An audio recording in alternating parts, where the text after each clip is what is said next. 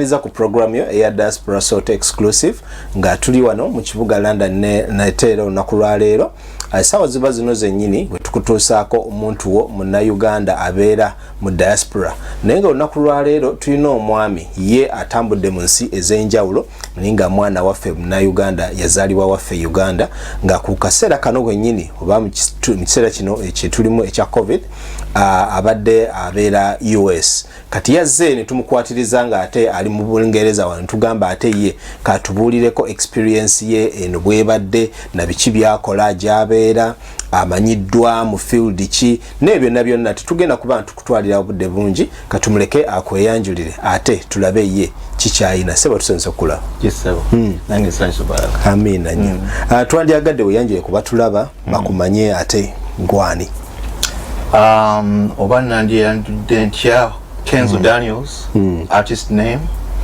nenga actually amanya amatuufu nze Ken Kayongo mutabani wa Kayongo awerubya mwami Kayongo mwami honorable era yakyaka nnyo omwami yali w'amaanyi nnyo Honorable Tom Kayongo yes so wo webanzaala mu lujja olwo lwa Honorable Kayongo nenga yeah, ndi muna Uganda so balaba sikolanko interview mu Luganda naye you know tujagezaako yeah tujja kutambula n'oluzungu tulwaniriza kubanga abatulaba eri abategera oluzungu kino ekituuseewo ekya George Floyd kiyambye resurrecting an issue that needed to be dealt with. You know, so Black Lives Matter I think is a very important movement and I think that it speaks to something that has been happening for such a long time but needs to be addressed. Nenga naye bw'okirowoozako the relationship between law enforcement n'abantu bebagezaako protecting and maybe prosecute or whatever, that relationship is very, what would you call it? It is very sensitive. Kubanga police brutality is a worldwide thing. You know, it's a worldwide. It's just more America. Naffe waffe Uganda tuina police brutality. Kubanga cheka.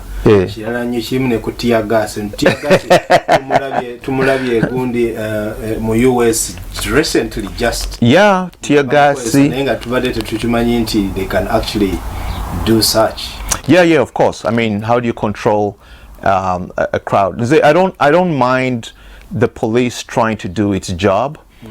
Naye ekintu where it crosses between I'm doing my job nekati ate nyize ngezaako okulaga nti obusungu obungi ennyo okusinga amaanyi biki obusungu obungi ennyo. So it's a very thin line between what is law, what is legal and what surpasses that. So nenga kigenda kukyuka mu America. Kigenda kukyuka. I think that for the first time a protest like this has not happened since the 60s. Wow. Yeah.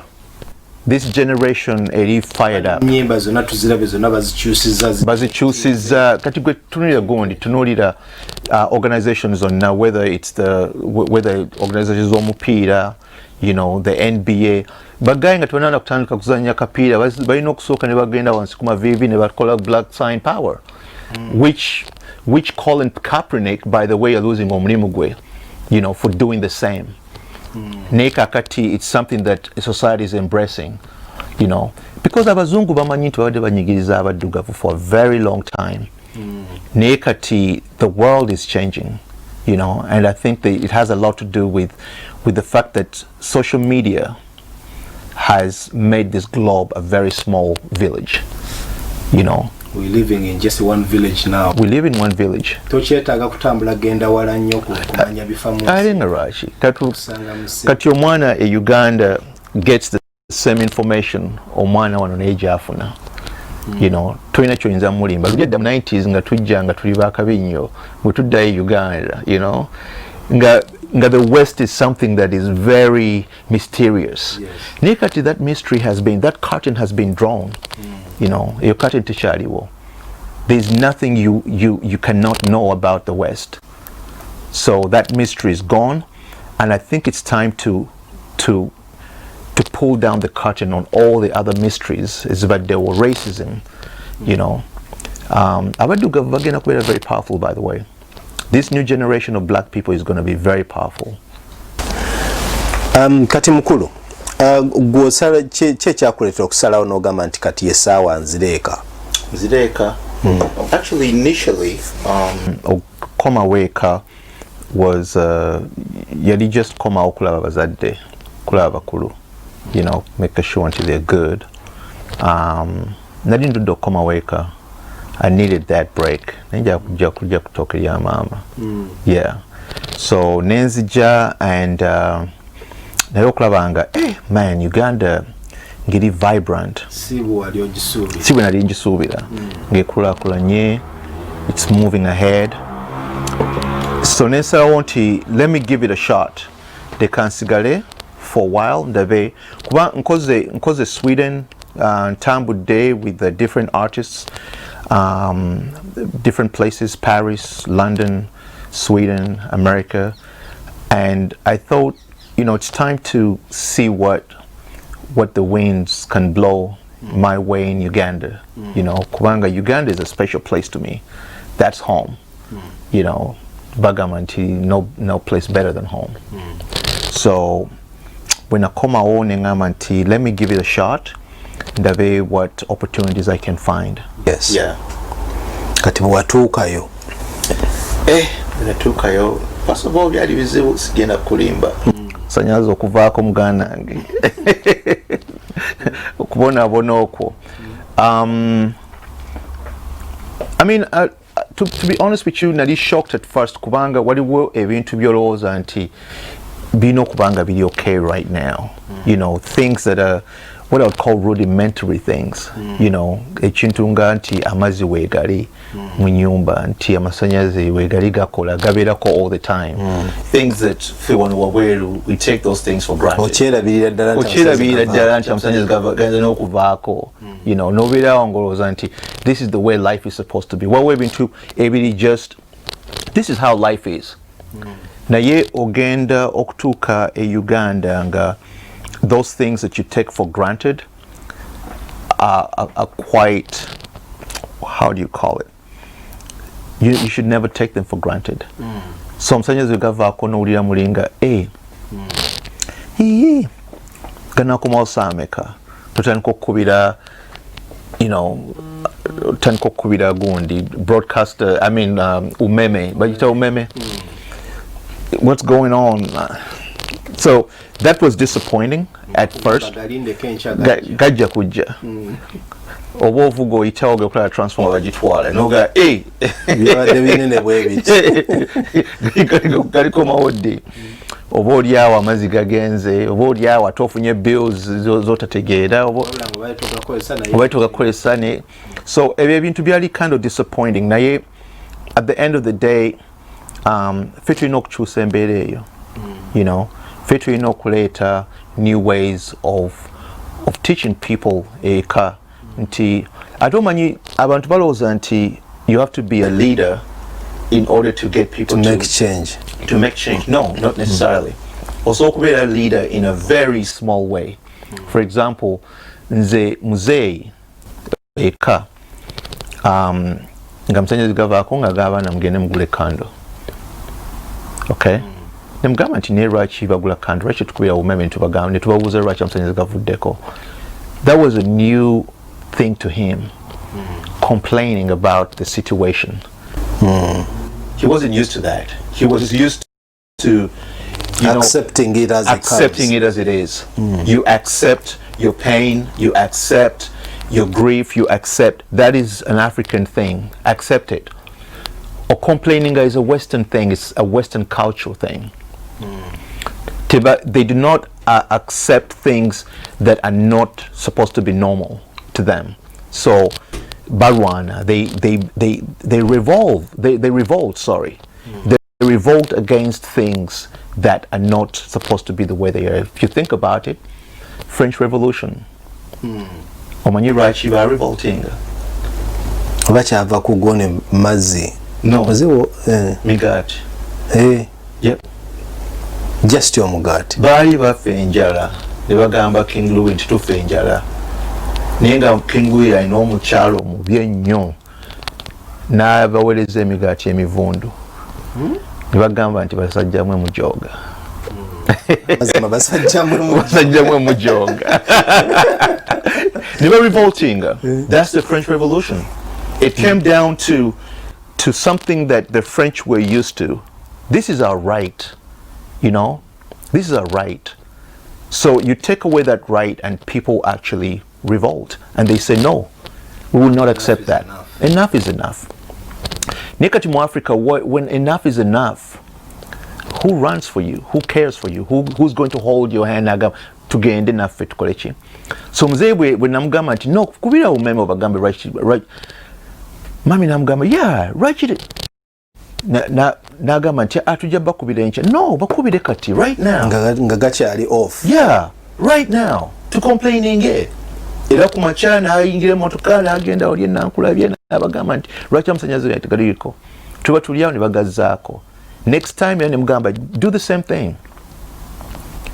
Eventually notandika okuyiga nti oh these guys now kati bamanyi nti when we don't give them a service, you know, if they're not satisfied bagenda complaining, and that's how you start changing attitudes, you know.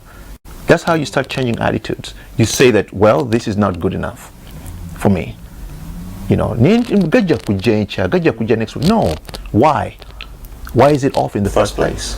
Atengo osasula sinti bakubanja, you know. So nabo kati bagenda bayiga nti when we don't give Ugandans what is good for them tulina okubanyonyola kati balina okuteeka obulango ku TV. Next week tugenda kujja kwa amasannyalaze singa bye ebyaluli gakwatiddeawo na project gyoliko exactly kuba kati tu advancing nze tulina amasimu gaffe galina ogenda ku social media oyagala kukoleza WhatsApp oyagala kukoleza mobile money olina okucharginga essimu eyo webanga terina muliro or getting disorganized. Your whole day can get disorganized. Kuli Kayongo nate mu bulango bwa bakama baffe tukyali n'omwami nga twagala atubuulire ate obulamu bwe yatuuka mu Atlanta bwali butya obwamufuula kikyali olunaku lwaleero. When I come out, I felt like I can be a piece of that type of change.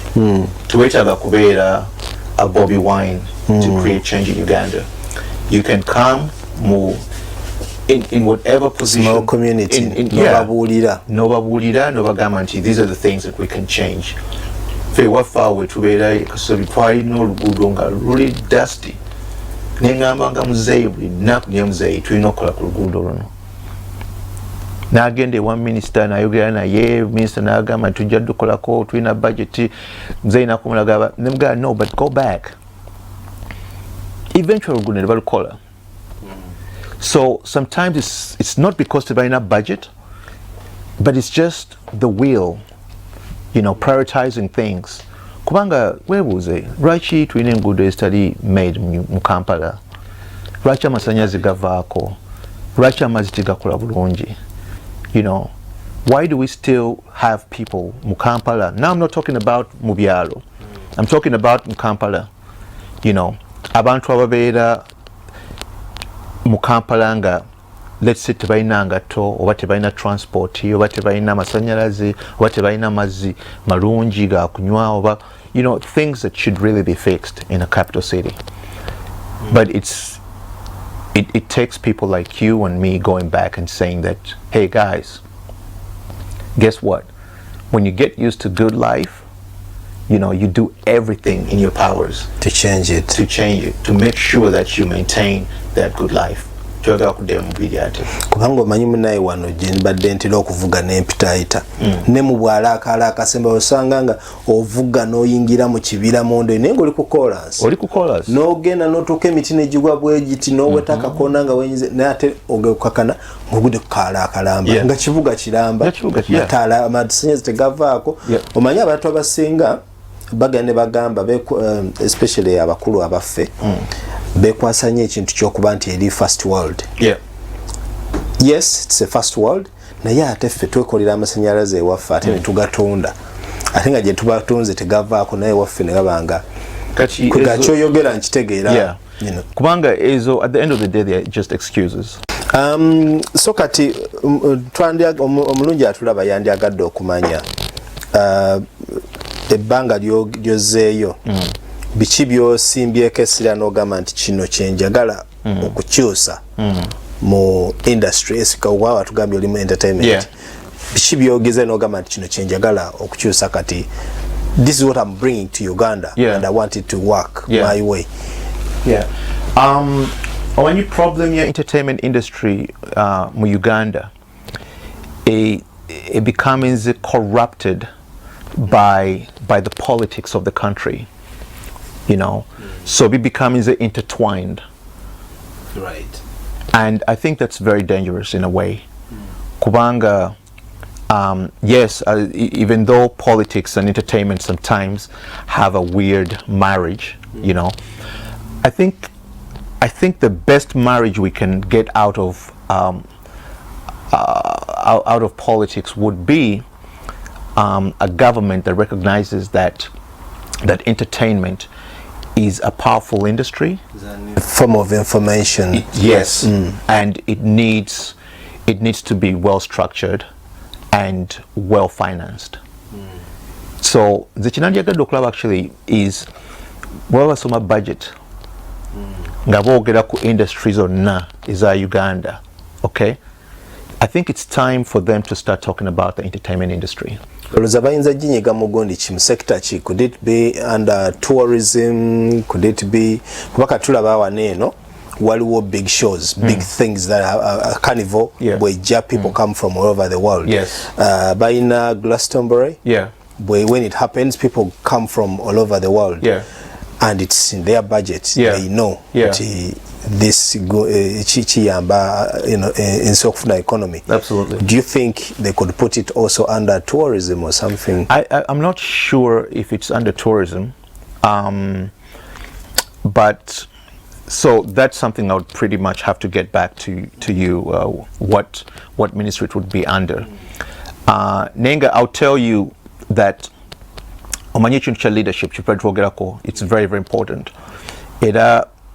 President Wanaba choosing his next cabinet, I would feel like one of the most important things that he would do is to ask himself, Ministona agenda kukola ki ekigenda okuyamba industries zino okulakulana, these different industries, you know. Kuba bw'oteekawo omuntu atali passionate about the industry, for example, n'okwata kati nze, let me give you an example. My own father, I've been in politics for a long time. Nemanye ebintu byali passionate about, you know. Zisobola kwata muzeyi wange nemuwa ministry, let's say entertainment, because I know he has no passion for it. You know, all he becomes is a bureaucrat. So twetaaga abantu abali passionate about these industries, so that wayingira okubeera minister, he really brings everything, his whole heart into it, you know, not giving it back to the people. So I think there's a lack of that. Nga tekizenga mukisa nti ho bukyanga nayagaliza embazi kibuyaga yasudde kanange nyingidewo kandye. Exactly. Kati bwolaba aba ministers baffe bonna abasinga, you know, bayingirawo kulya. Everybody in politics mu Uganda mukulya, abaana bagenda basaba president sente. This was you know, that's not the way a country is supposed to be. Mu minister. Yeah, exactly.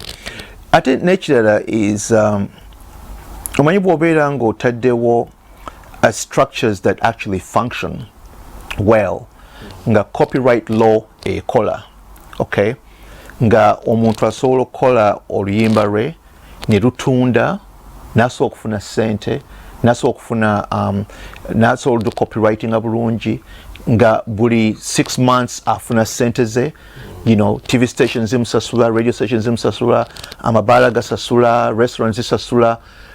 Guess what? Omuntu oyo ajja kubeera well sustained. Tita agenda wa president mugamba nti mpayo sente zakawunga, you know, because the structures have worked, the institutions have worked, you know. Uganda tourism is a joke sabiriza because structures is functioning, institutions is functioning. So what happens is that politics ayingira mu something that is not supposed to be in, You know, the only thing that politics is supposed to do is to give us the push for us to. Entertainment, by the way, is a very, very, very important industry in any country. Tewali won't see China entertainment. It's super important. On a big scale. On a big scale. I mean, look at America. You know, that's $1 billion entertainment industry. You know, think about all the entertainers Vivalina. Michael Jordan, a sportsman, kuba basketball. Are you worth $2.1 billion? Just a mopira. Just kuba basketball. Katrina Oprah, she's worth $3.5 billion. You know, Jay-Z, billionaire. Kanye West, billionaire. These are billionaires. They've made money in something called entertainment. So when you go back to Uganda, but advisors by president Nzendoza abandi badde batula nende bamugamba nti apart from gold, apart from agriculture, apart from oil, tulina something that is a solid treasure in this country. Abana bali talented. And they are hungry to do it. And that has created a job market that government could not have created. Think about it. Omwana azuka kumacha nagenda mu studio na recording oluyimba luhitinga, boom, he's an instant star. I think behind that one person waliwo abalala, promoter, producer, exactly. It's all those an are engine. jobs on one. All those are jobs not created by government. Kati nze bwembeera government ekintu ekyo mba supportinga kubanga bw'ogamba nti Uganda's youth bw'ogamba nti 70% of Uganda's youth are not are unemployed. Naye ng'olina an industry that gives them ready market employment, you know, kubanga bana bali mu music nabo basoma. Some of them have gone to universities, basomye naye bafuluma tebalina mirimu because the market is very small. Naye bw'ofuna omwana nga asobola okwesustain nga asobola ogenda recording oluyimba lwe n'akola ki, lwaki tomuterawo structures that work for him, you know, kubanga omwana we tagenda kukoma okusaba ssente, ajja kusobola okwezimbira ennyumba. And guess what, omwana oyo omu bw'abeera successful, do you know how many people bajjayo mu poverty? That's a pool. And their families.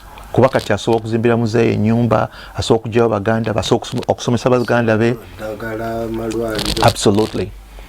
So I think at the end of the day, people like us, nze baganda bange abali ebungereza bakizo, you know, my brother mu America, Dr. Derek Kayongo, my sisters, abantu bonna abali wabweru, they balina that fire.